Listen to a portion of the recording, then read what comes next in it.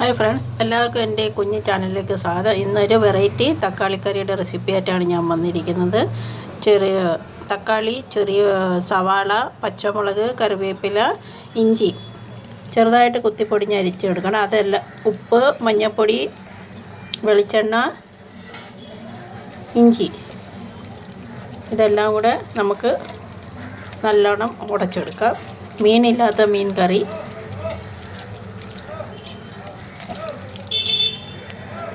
നമുക്കിതിലേക്ക് ശകലം വെള്ളം ചേർത്ത് കൊടുക്കാം. അങ്ങനെ നമുക്കിത് അടുപ്പത്തേക്ക് വെച്ച് കൊടുക്കാം.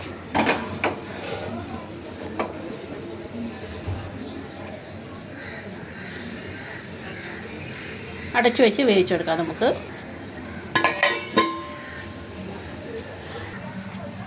തക്കാളിക്കറിക്ക് ചേർക്കാൻ ആവശ്യമായ തേങ്ങ നമുക്ക് ജാറിലേക്ക് ഇട്ട് കൊടുക്കാം. ഇതിൽ ശകലം മഞ്ഞളും മുളക് പൊടിയും കൂടെ ചേർത്താണ് തേങ്ങ ഇട്ട് കൊടുക്കുക. നമ്മുടെ മസാലയ്ക്ക് ആവശ്യമായ തേങ്ങ ഇവിടെ റെഡി ആയിട്ടുണ്ട്. നമുക്കിത് അരച്ചെടുത്ത് കൊണ്ടുവരാം.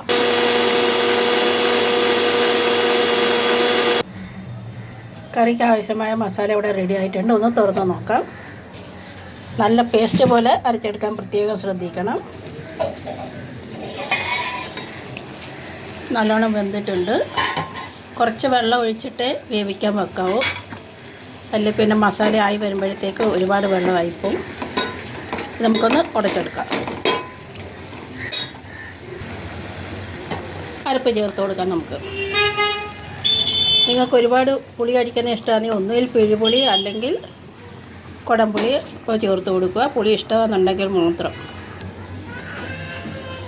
ഞാനിതിലേക്ക് പിഴുപുളിയാണ് ചേർത്ത് കൊടുക്കുന്നത്. നല്ലോണം കഴുകി വൃത്തിയാക്കിയത്. ഇത് നല്ലോണം ഒന്ന് തിളക്കട്ടെ. കറി ഇവിടെ നല്ലോണം തിളയ്ക്കുന്നുണ്ട്. നമുക്ക് ഇതിൻ്റെ കടുക് വറുത്തിടാനായി വറവ് ശരിയാക്കി എടുക്കാം. എണ്ണ ചൂടായി.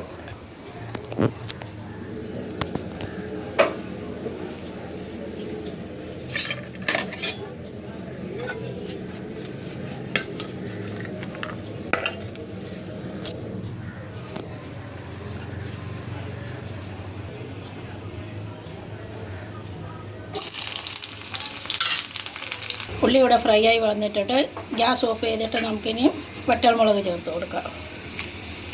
ചൂടിലതായിക്കോളും.